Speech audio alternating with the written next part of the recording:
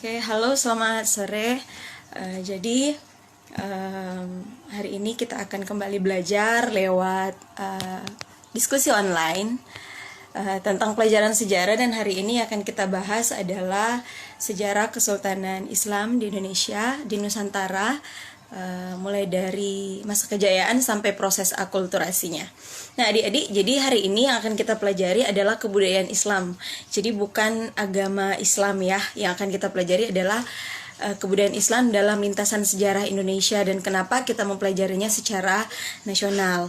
Jadi kita bukan belajar tentang agamanya, tapi bagaimana kebudayaannya dalam lintasan sejarah Indonesia.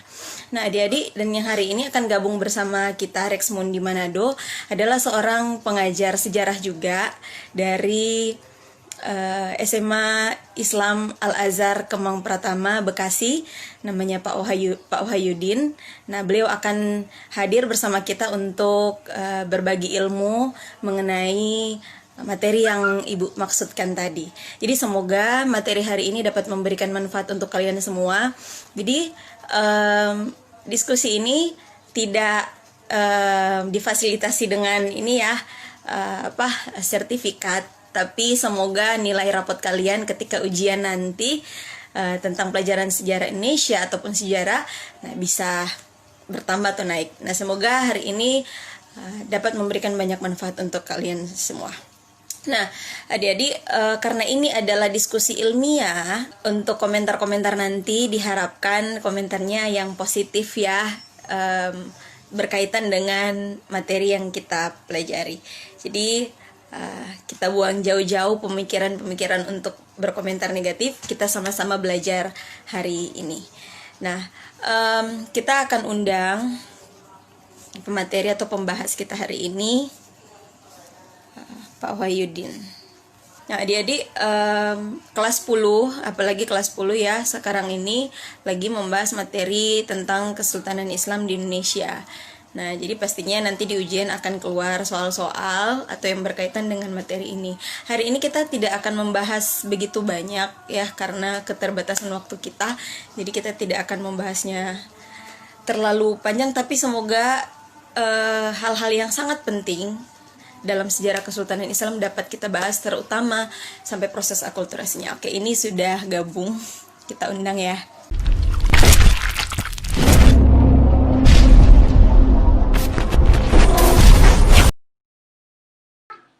Minal aidin wal faizin.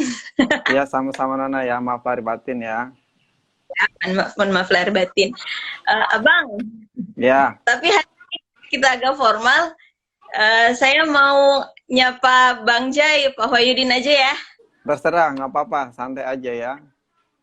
Anak, adik-adik, teman-teman di rumah, ini Pak Wahyudin, guru sejarah SMA Islam Al-Azhar Kemang Pratama Bekasi.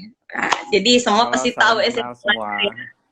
Jadi guru Al-Azhar nih gabung sama Rexmundi nih. Iya. Jadi jadi kita kan akan bahas sejarah Kesultanan Islam di Nusantara, Ya. gitu. Nah, karena materinya luas, kita lebih ke jawab pertanyaan adik-adik di rumah. Iya. Nah, itu sih pertanyaannya ada yang muncul dari ketika proses Islam masuk dengan berbagai teori yang maksudnya banyak kan yang bertanya-tanya.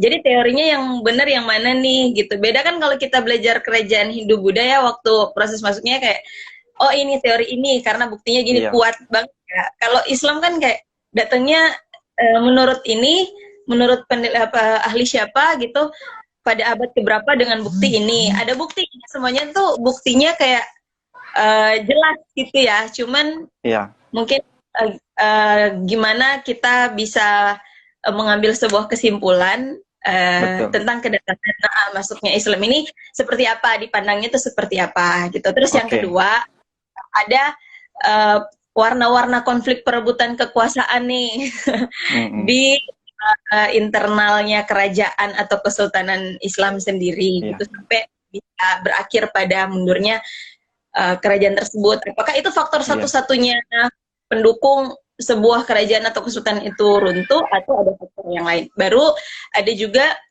peran ulama nih. Ulama itu kan seorang tokoh agama ya, Hmm. Pak Wahidin. Jadi Hmm. tapi dia punya, kalau Islam tuh punya peran dalam politik, dalam hukum juga gitu. Nah, Iya, gimana ya. nih ulama menempatkan dirinya dalam politik gitu. Oke. Terus mungkin terutama kerajaan Mataram sama Ya. penguasaannya, apalagi Sultan Agung yang filmnya udah Ya. dibuatkan tahun 2018. Iya. Nah, ini mungkin bisa dijelasin satu-satu gitu, sedikit Baik. demi sedikit. Eh, Selamat sore semuanya ya. Jadi yang pertama mungkin saya satu persatu jawab ya. Dari teori dulu, teori masuknya Islam. Jadi memang betul ini kan bicara soal keilmuan ya. Bicara soal keilmuan, ilmu sejarah yang berdasarkan beberapa temuan dan data ilmiah gitu ya. Jadi metode sejarah mengungkap bagaimana Islam itu masuk. Akan tetapi ada tiga ya, setidaknya ada tiga teori yang menyatakan bahwa ada tiga pendapat ya, tiga tokoh.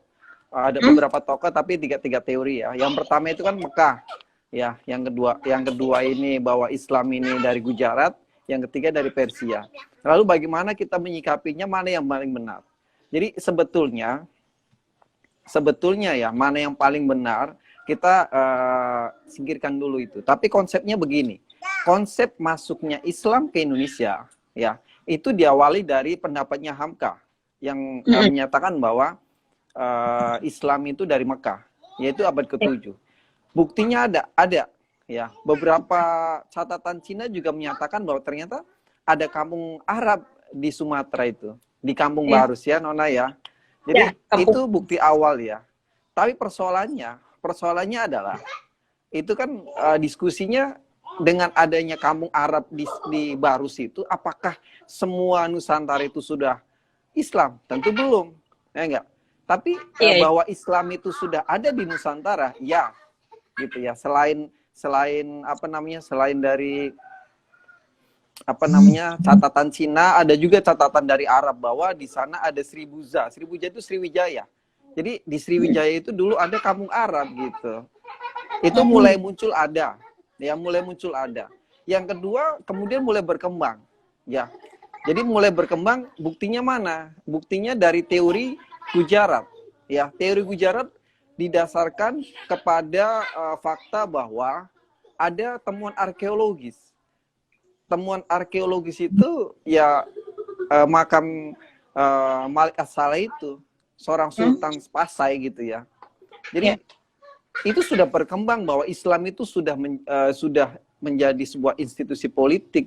Maksudnya sudah ada institusi politik Islam gitu ya. Jadi sudah ada kerajaan Islam lah bahasa gitu ya. Jadi artinya sudah berkembang kan begitu kan. Berbeda dengan di abad-abad ke-7 yang mungkin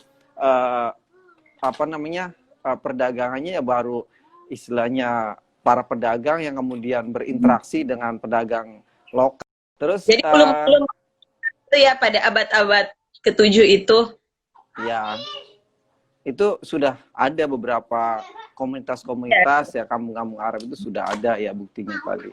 Dan kemudian di abad ke-13 ya sudah berkembang ya. Bahkan ada Samudra Pasai gitu kan, bahkan beberapa penjelajah juga kan, Marco Polo menyatakan bahwa sudah sempat singgah gitu ya, seperti itu. Ya.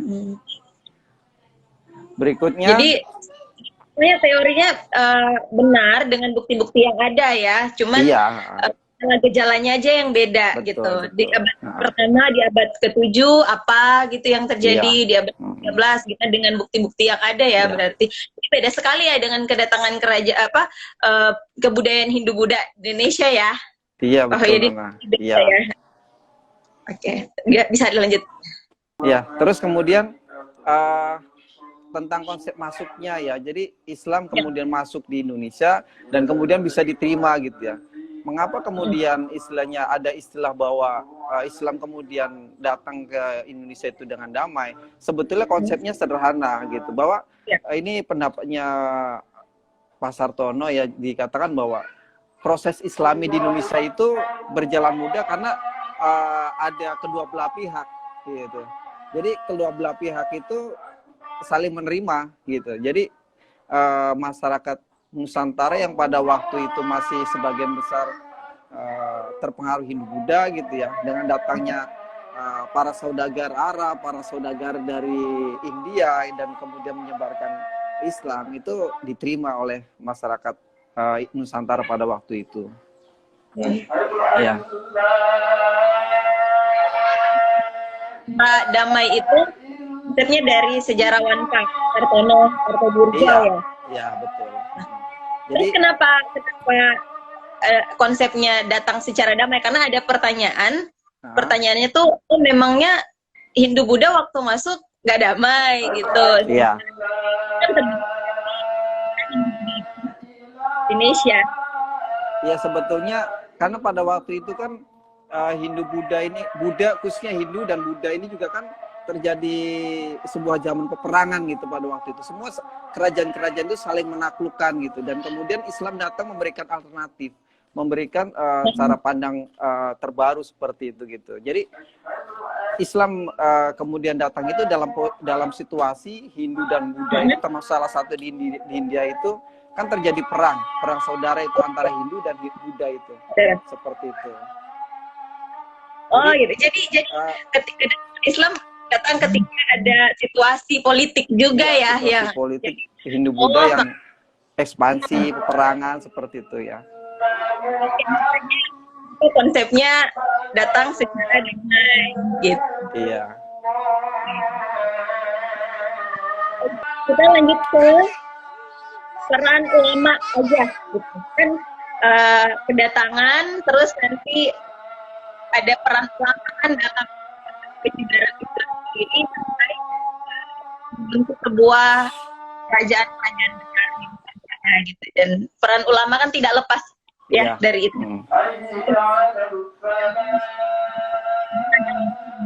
Pengurusan agama, politik maupun hukum. Nah ini tuh pertanyaannya dari Kesia kelas 1 kelasnya saya.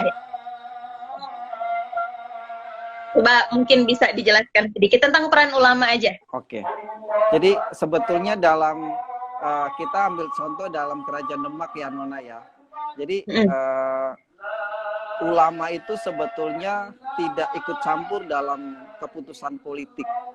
Tapi ya ada rajanya, tetapi dia posisinya lebih tinggi. Nah itu ada sebut dengan wali sanga, wali songo ya. Konsep wali songo itu kan sebetulnya forum gitu, forum para ulama. Jadi ketika seorang raja atau sultan itu tidak bisa memutuskan gitu ya, jadi mengambil sebuah keputusan politik yang sangat penting, itu melibatkan gitu. Dan di Wali Songo pun terjadi beberapa pergantian pengurus. Jadi ya yang kita kenal misalkan Sunan Ampel, Sunan Giri, itu terjadi pergantian kepengurusan gitu. Dan keputusan tertinggi ya memang sebetulnya ketika ada masalah dan kemudian raja meminta pendapat ulama, dibedakan ya konsepnya. Ada ulama, ya ulama itu adalah agamawan, dan ada lagi umara. Umara itu pemimpin, ya raja seperti itu ya. Jadi ketika raja itu bisa melakukan keputusan-keputusan politiknya tanpa melibatkan ulama, ya dilakukan gitu. Tapi ketika ada hal-hal yang dianggap penting, itu meminta pertimbangan dari ulama seperti itu. Dalam konsep Wali Songo, termasuk tentang penyebaran Islam, ya khususnya di Jawa. Di Jawa itu tidak terlepas dari peran ulama dan juga bantuan dari Kerajaan Demak gitu. Jadi ulama-ulama itu kemudian berbagi tugas ya, berbagi tugas untuk mengislamkan Jawa gitu. Termasuk sampai ada yang ke Ternate seperti itu kan, Sunan Giri, murid-murid Sunan Giri itu. Ya. Oh gitu. Jadi sebenarnya beragam ya, maksudnya peranannya juga, tapi secara tidak langsung berarti ya, maksudnya tidaklah secara mengurusi politik, tapi mungkin gini. Saya bisa ambil kesimpulan ulama di sini perannya sebagai penasihat raja, apa gimana, Sultan? Ya, atau mungkin ya konsepnya mungkin seperti itu. Tapi memang kalau misalkan dianggap itu dibutuhkan untuk dilakukan, misalkan untuk terkait dakwah gitu, wali sangat turun gitu. Jadi nggak mesti cuman hanya penasehat gitu, tapi untuk urusan kenegaraan gitu, betul segala sesuatunya bisa meminta pertimbangan. Tapi untuk urusan penyebaran agama Islam, semua tanggung jawab bersama, termasuk khususnya ulama itu gitu. Konsep kenegaraan saja yang memisahkan tentang, bukan memisahkannya, tapi memang ada batas-batasan lah seperti itu ya. Ada ulama dan umara gitu ya. Pemimpin ada dan ulama.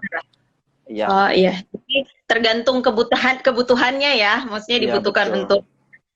Oke, jadi biar mungkin keputusan sultan atau raja tidak terlalu mengikat lah, tidak terlalu absolut seperti itulah ya. Jadi berbeda konsepnya dengan misalkan di Hindu-Buddha. Hindu-Buddha kan raja itu adalah titisan dewa gitu kan. Jadi segala apa yang dikatakan raja, rakyat harus patuh kan gitu ya. Tapi kalau di konsep kesultanan atau kerajaan Islam nggak begitu gitu ya. Jadi keputusan sultan atau raja ya bisa di hasil keputusan musyawarah itu gitu. Ketika itu dianggap penting seperti itu. Ini Pak Wahidin, ada yang nanya, guru sejarah dari SMA Kristen Ebenezer barusan tadi komen. Adakah kan tadi Sunan atau murid-muridnya sudah menyebarkan Islam ke Aceh ya? Apakah ada sumber? Mungkin dari Jawa salah satu wali sanga menyebarkan Islam ke Sulawesi, gitu. Kita juga ya gitu. Adakah informasinya nggak?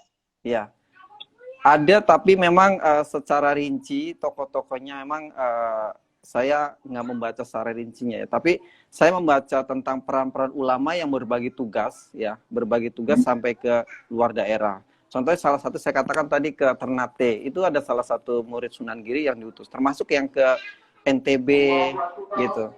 Di NTB itu salah satunya dari peran Sunan Giri. Misalkan di Jawa Barat, nah secara spesifik di Jawa Barat itu ada Pangeran Syarif Hidayatullah atau Sunan Gunung Jati, itu di wilayah Jawa Barat gitu, seperti itu. Jadi memang di konsep di Wali Sanga itu berbagi peran seperti itu. Oh gitu. Ya. Jadi berbagi peran intinya ya, dan ada murid-muridnya yang saling bagi tugas juga menyebarkan Islam ke.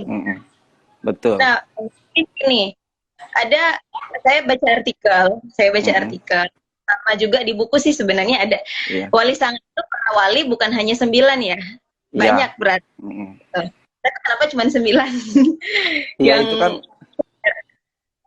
Ya, makanya tadi saya kan katakan Nona tadi Wali Sanga itu sebagai konsep ya.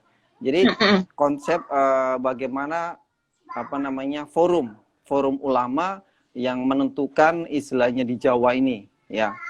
Jadi awalnya ya mungkin penetapan 9 mungkin awalnya dikonsepkan dari 9 orang ulama para wali gitu ya, dan kemudian banyak memang gitu. Jadi termasuk salah satunya kan yang kemudian ada wali yang dihukum mati ya karena ada ajaran yang dianggap dalam konsep menyesatkan gitu ya. Sebetulnya banyak kajian juga enggak, tapi memang beberapa sumber menyatakan ajaran yang menyesatkan itu kan dihukum mati gitu ya.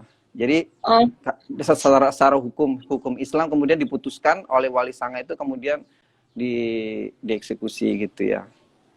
Oh gitu. Jadi tapi memang ya banyak perdebatan soal itu. Ada lika-likunya juga ya. Iya. Ada lika-likunya juga ya dalam penyebaran Islam. Jadi ada profesi tapi mungkin sesuai dengan pembagian tugas para wali sendiri, Sunan Giri mengutus atau mungkin membagi tugas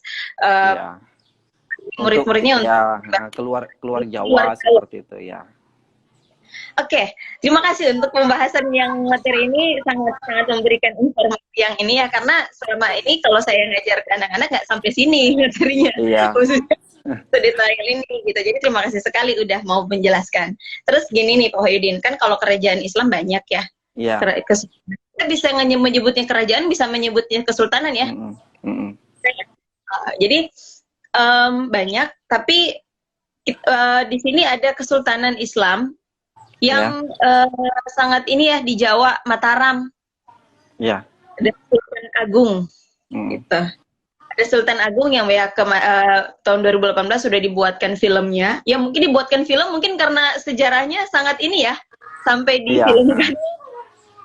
Baik, menurut Pak Wahyudin, gimana sih sosok Sultan Agung memerintah apa Jawa ini? Gitu.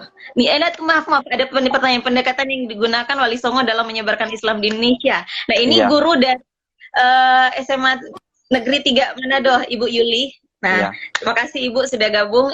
Nah, beliau ini menanyakan ini gitu. Pendekatan yang digunakan mungkin. Iya. Kita balik lagi deh, bisa dijelaskan Oke, sedikit. apa-apa. Iya. Nggak apa-apa ya, Jadi, nggak apa-apa. Oke.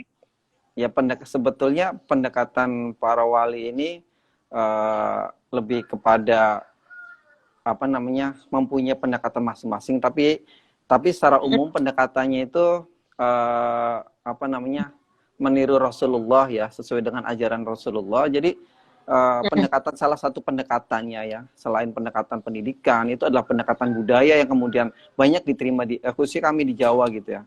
Di Jawa itu pendekatan budaya sangat apa namanya, sangat kental sekali ya. Salah satunya mungkin yang paling dikenal itu kan Sunan Kalijaga gitu ya. Jadi bagaimana pada waktu itu Sunan Kalijaga itu kan memandang bahwa wayang ini sudah menjadi hiburan rakyat gitu ya.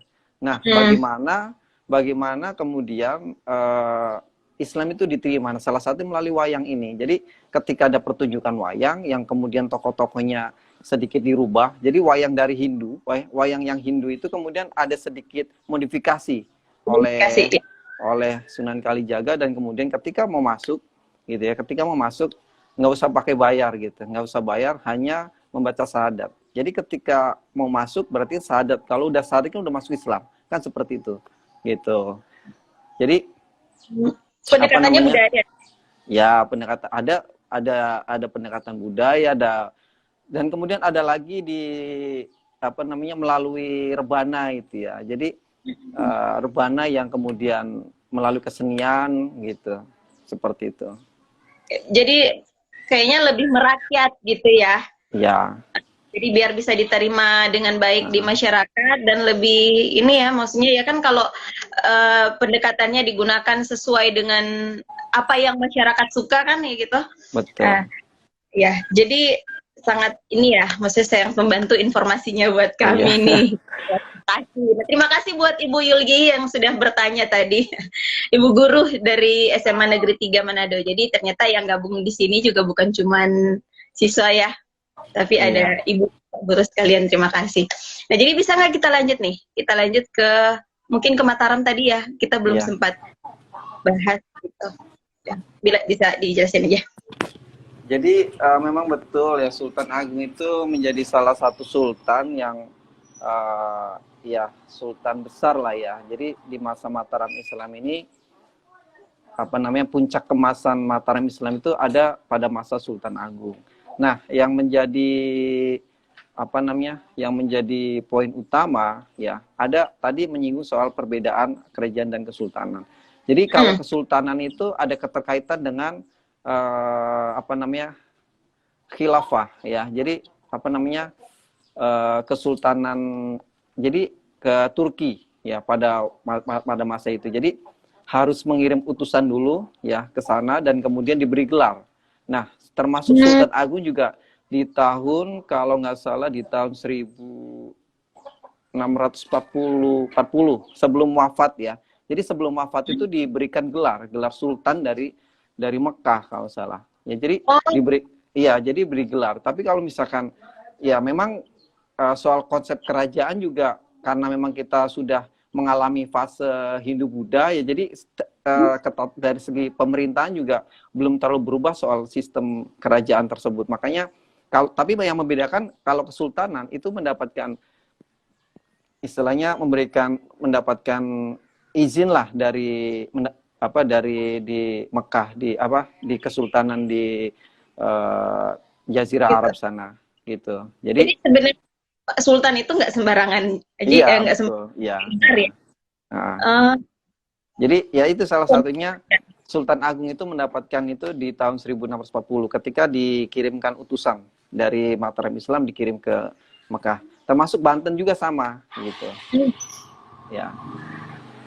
Oke. Nah, ini Sultan Agung ini menarik. Dalam sejarahnya saya baca buku sama artikel. Nah, Sultan Agung ini merubah ya, kayak menciptakan kalender Jawa. Iya, iya betul. Ya. Terus ada yang undang adat istiadat, terus dia yang apa ya, yang kebudayaan kejawen itu yang percampuran Buddha, Islam gitu. Jadi Sultan Agung adalah seorang intelektual ya. Iya. Bisa dibilang gitu ya. ya. Jadi Mataram ini kan pertemuan ya, pertemuan kebudayaan dari Hindu Buddha, Jawa ya, di pedalaman Jawa ini agraris ya, bukan di, kalau pesisir kan cenderung menerima semua semua kebudayaan yang datang gitu. Kalau di agraris ini kan lebih kuat ya menjaga budaya aslinya. Nah ini kan kebudayaan Jawa asli di sana dan kemudian bertemu Hindu Buddha dan bertemu dengan Islam. Nah jadi akulturasi itu bertemu di situ. Nah salah satu yang tadi Nona sebutkan tadi ada kalender Jawa. Ya kalender Jawa juga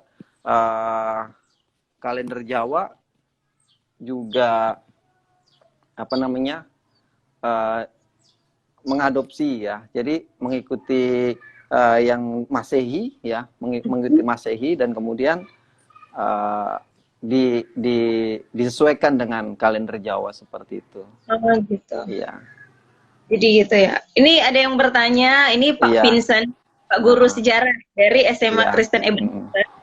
Tidak semua raja di kerajaan Islam bergelar sultan ya? Iya, sebetulnya ya kalau lebih ingin dikaji lagi, ya memang perlu bahasan khusus ya tentang itu. Tapi memang betul bahwa Mataram Islam, terus Sultan Agung mengirimkan utusan dan kemudian Banten mengirimkan utusan, itu betul. Tapi apakah sebanyak itu kerajaan-kerajaan Islam itu semuanya ini? Ya ini perlu kajian lebih dalam. Mungkin bisa saja mengirimkan utusan tapi tidak diberi gitu, atau bisa saja bergelar sultan tapi bukan karena mengirim utusan gitu, seperti itu.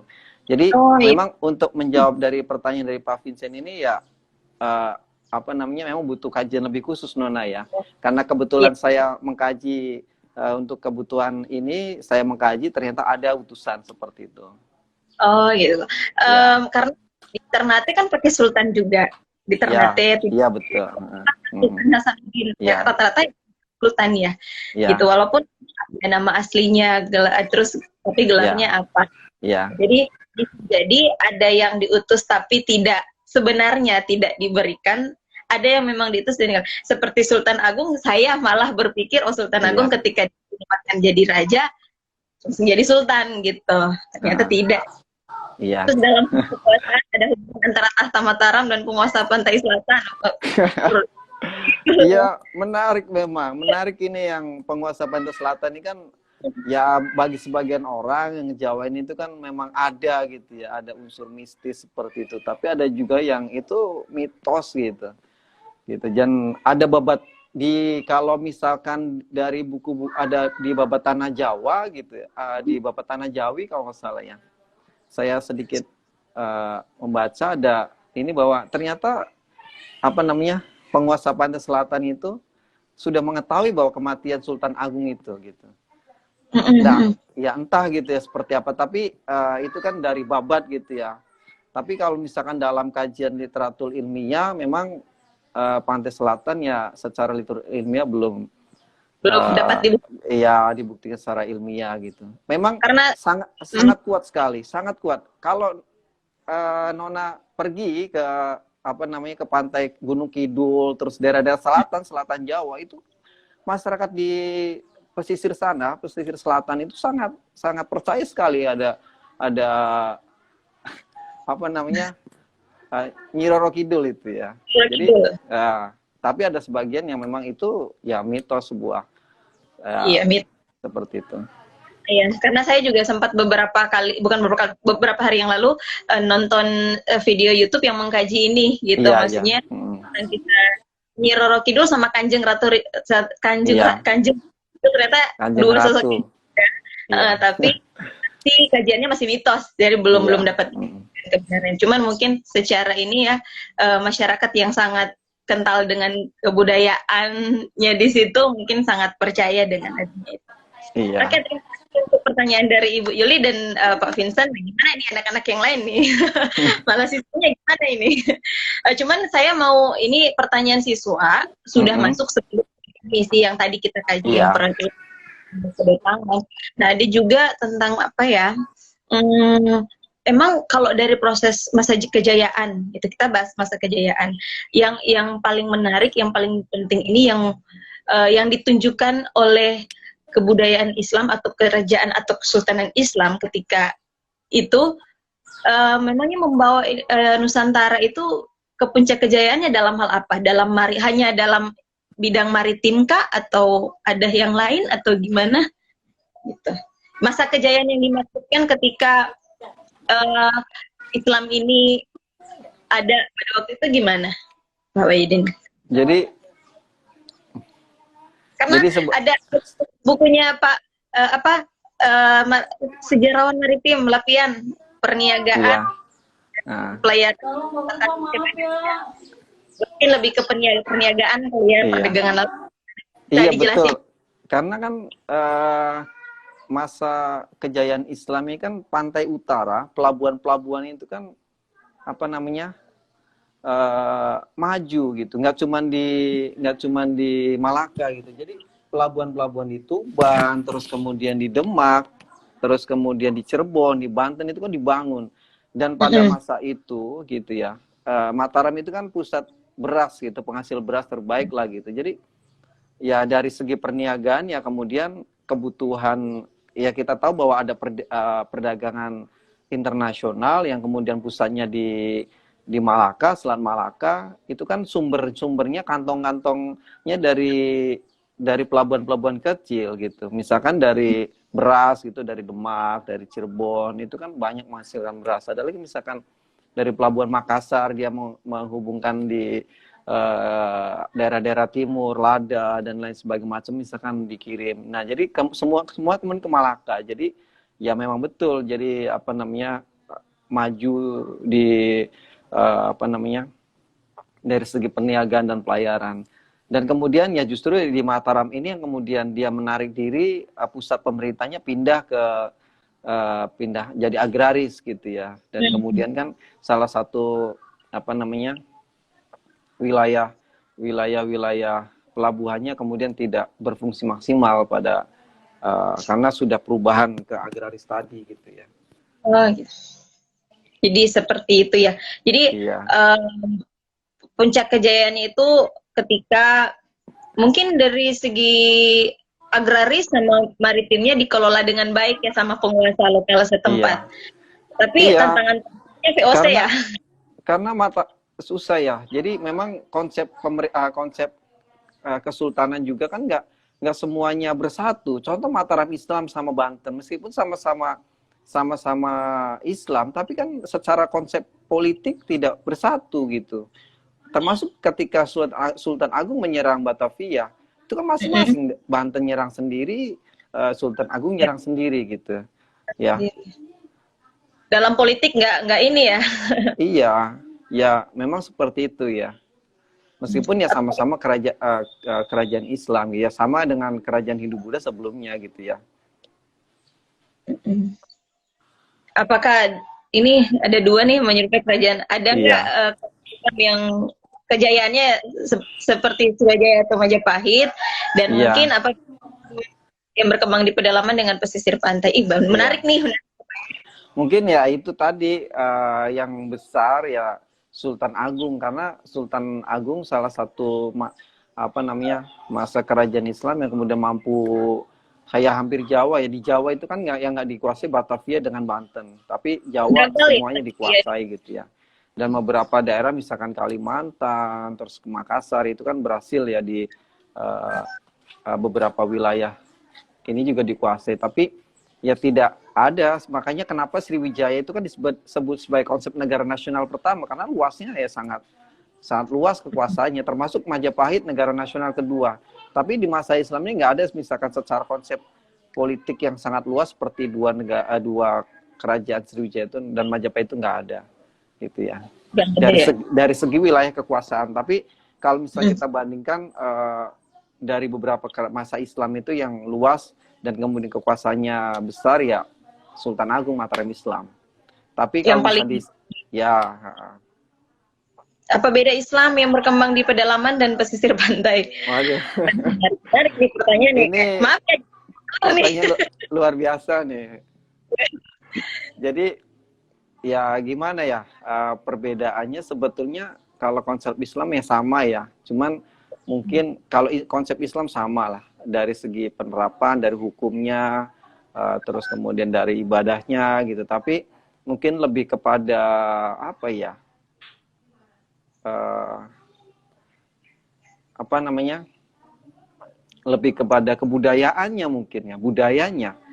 Jadi misalkan cara bersyukurnya misalkan di pesisir ada melarung gitu kan, ada yang apa namanya syukuran apa itu yang apa namanya melarung ya, ada di apa saya lupa namanya itu. Pokoknya kalau melarung gitu misalkan syukuran gitu kan. Terus kalau misalnya di pedalaman cara bersyukurnya misalkan berbeda dengan melarung ke laut, paling hal-hal seperti itulah. Tapi dari segi apa yang hukumnya ibadahnya sama semua. Oke. Iya. Jadi begini, mungkin saya bisa ambil kesimpulan untuk kerajaan Majapahit dan Sriwijaya mungkin kalau disamakan dengan kerajaan Islam, mungkin kalau di masa kerajaan Islam sudah ada tantangan dari bangsa kulit putih kali ya. Iya, bangsa asing lah. Bangsa asing, sementara di Iya. masa Majapahit belum. Jadi mungkin apa tantangan sebenarnya ada juga, tapi kan posisinya kita besar pada waktu itu. Misal kerajaan Chola gitu, Chola Mandala kan berhasil menyerang Sriwijaya, tapi memang pada waktu itu kita sudah masih kuat gitu. Tapi kalau ketika masa Islam itu kan banyak bangsa asing yang sudah maju, lebih modern gitu. Iya, senjataan semuanya gitu ketika seperti itu. Gini, Pak Hoirin, maaf nih, saya sempat ingat waktu kuliah dulu di Abdul Syukur. Waktu dia sejarah Indonesia tuh, Pak. Aduh, mohon maaf nih, nanti kalau dibilang Pak Abdul, Pak Syukur. Nggak apa-apa. Ingat saya ya. Waktu itu sebenarnya Majapahit, kerajaan atau penguasa lokal Hindu Buddha, jadi tidak secara ini ya diserang oleh kerajaan Islam, tapi mereka lebih memilih untuk memilih Islam dibanding bekerja sama dengan bangsa asing yang masuk. Makanya itu juga salah satu faktor ketika ada konflik kekuasaan di internal kerajaan Hindu Buddha, kemudian diperhadapkan dengan dua pilihan ini antara Islam atau bangsa asing, ternyata kerajaan Hindu Buddha lebih memilih Islam karena lebih toleran kebudayaan daripada bangsa kulit putih ya, gitu. Itu kalau nggak salah ingat nih waktu kuliah dulu pernah. Iya itu kan Padro itu orang Portugis. Jadi Portugis ini kan datang ke Sunda Kelapa tuh, enggak, Pajajaran ini kan melakukan kontak hubungan gitu ya. Jadi Portugis itu datang untuk membantu Pajajaran yang sudah semakin terdesak gitu ya. Nah kemudian kan diserang oleh pasukan Demak gitu, Demak, dan kemudian Portugis ini kan berhasil diusir. Nah mengubahlah Sunda Kelapa yang tadinya wilayah kekuasaan Pajajaran ini kan kemudian dikuasai Demak, dan kemudian dirubah namanya kan jadi Jayakarta. Jaya itu menang, Karta itu kota. Jadi Jayakarta itu kota kemenangan. Nah, peristiwa itu dijadikan dasar lah peringatan hari jadi kota Jakarta, Nona. Iya. Benar. Ini kalau banyak yang nonton nih, ilmunya banyak banget nih sore hari ini. Gitu. Harusnya Nona yang jadi pemateri nih. Jangan nanti. di materi yang lain aja, masih perlu banyak belajar, masih jadi moderator aja dulu. Jadi apalagi nih yang perlu dibahas nih? Ini mendekati mengakhiri diskusi ya, karena kita terbatas waktu gitu. Kita masih pengen banget bahas banyak sih sebenarnya, cuman karena keterbatasan waktu ya, 60 menit sebenarnya. Jadi terakhir Pak Hoyudin punya pendapat atau kesimpulan yang bisa diberikan atau gimana tentang kenapa mungkin sejarah kerajaan-kerajaan Islam kemudian kita pelajari secara nasional. Karena kan ada juga beberapa waktu lalu anak-anak bertanya, kenapa sih tidak dipelajari sejarah kerajaan Kristen itu, walaupun memang sebenarnya tidak ada kerajaan ya, tapi kenapa tidak atau agama apa gitu, sementara Buddha ada, Islam ada gitu. Jadi mungkin gimana dapat diberikan pandangannya. Waduh, saya soal itu mungkin itu kan bagian dari penyusunan sejarah nasional ya Nona ya. Karena kita ini kan guru kan menerima dari para sejarawan yang meneliti gitu ya. Mungkin ya bisa saja kalau misalkan dari konsep konsep sejarah nasional kemudian mampu dimasukkan ke dalam kurikulum, pada akhirnya kita guru-guru kemudian mampu ya buat menjelaskan dari struktur kurikulum itu. Atau sekarang sudah lebih agak fleksibel, misalkan di sejarah lokal, misalkan Nona di Manado ada misalkan soal konsep itu, masukkan disisipkan dalam penyisipan di kurikulum, misalnya ke anak-anak sejarah lokalnya gitu. Itu kan nggak apa-apa. Jadi kalau misalkan jadi kalau misalkan sejarah lokal berarti sejarah nasional ya nggak bukan kapasitas saya lah menjawab soal kenapa seperti itu. Ya. Ini karena memang ada yang bertanya saja gitu. Saya sudah coba untuk menjelaskan dengan sudut pandang yang objektif, tidak subjektif, supaya pemikirannya tidak terlalu gimana gitu. Mengapa di Indonesia bukan kerajaan Samudra Pasar tapi kerajaan Perlak? Mohon pendapat. Iya, Perlak itu bagian dari Pasai sebetulnya, tapi memang secara secara bukti arkeologis bahwa yang mendapat pengaruh Islam, Malik As-Saleh itu kan di abad ke-13 itu Samudra Pasai gitu. Tapi Pasai itu bagian dari Perlak seperti itu. Ya. Oke, jadi seperti itu kita bagian dari Pasai gitu ya. Oke. Ya. Jadi menarik sekali ya materi hari ini. Tadi ada Ibu bertanya tentang yang mana Arab, Persia, atau ini tadi udah dibahas di awal ya. Iya. Kita udah dibahas tentang teori-teorinya, mungkin akan bisa disaksikan di video yang akan nanti di backup gitu. Banyak sekali yang ingin sebenarnya kita diskusikan bersama gitu. Cuman keterbatasan waktunya, mungkin bisa di lain kesempatan kita bisa bahas banyak dengan materi yang lain lagi yang menarik ya. Bisa nggak? Iya, gantian nanti Nona yang saya undang buat ngomong ya buat anak-anak. Ya udah, tapi materinya jangan yang berat gitu kan, kalau kelas-kelas guru sejarah Al-Azhar gitu ya. Ya enggak lah, sama aja Nona, sama aja kita kan sama-sama belajarnya. Saling belajar gitu. Saya juga lagi belajar gitu. Pertanyaan dari anak juga tadi sudah banyak dibahas, dan pertanyaan-pertanyaan dari Bapak Ibu guru yang sudah bergabung sudah juga kita bahas bersama. Semoga bisa memberikan manfaat ya untuk semua. Ya, makasih ya. Ini banyak sekali ilmunya ini kalau anak-anak bisa menyimak dengan baik gitu ya. Semoga kita diskusinya nggak terlalu berat, enggak ya, ringan-ringan aja ya. Enggak. Kan? Gitu. Jadi bermanfaatlah untuk semua. Terima kasih. Ini Enrico, murid saya nih. Terima kasih informasinya. Terima kasih juga sudah mau gabung gitu. Kurang waktunya. Ya, jadi live ini kan terbatas ya, namanya kita juga online, jadi ada keterbatasan gitu. Semoga bisa di lain kesempatan bisa bahas lagi gitu. Makasih ya, Bang Jai. Makasih ya, Nona. Sapa Bang Jai. Ini abang kakak selama di Jakarta selama kuliah menimba ilmu, jadi kakak terbaik. Oke, makasih untuk waktunya sudah bergabung dengan kami. Ya, sama-sama Nona. Semoga bermanfaat, berkah untuk Pak Wahyudin. Tuhan memberkati bersama keluarga. Amin. Makasih. Nona juga sehat-sehat ya. Amin. Terima kasih. Jadi mau saya akhiri aja diskusinya. Semuanya semoga bermanfaat. Kita akan bertemu kembali. Bang Jai, gini, 2 minggu depan Sabtu mau bahas sama Firdaus.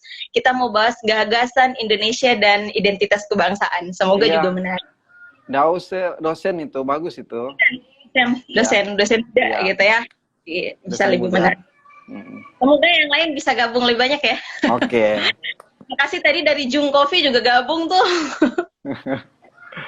Guna ya berarti ya. Gitu. Tinggal makasih udah gabung ya. Jadi sekian untuk diskusi kita hari ini. Semoga bermanfaat untuk semuanya. Kita kembali lagi di online diskusi online selanjutnya dengan Terima kasih ya Bang Jai. Ya. Bye. Terima kasih semua.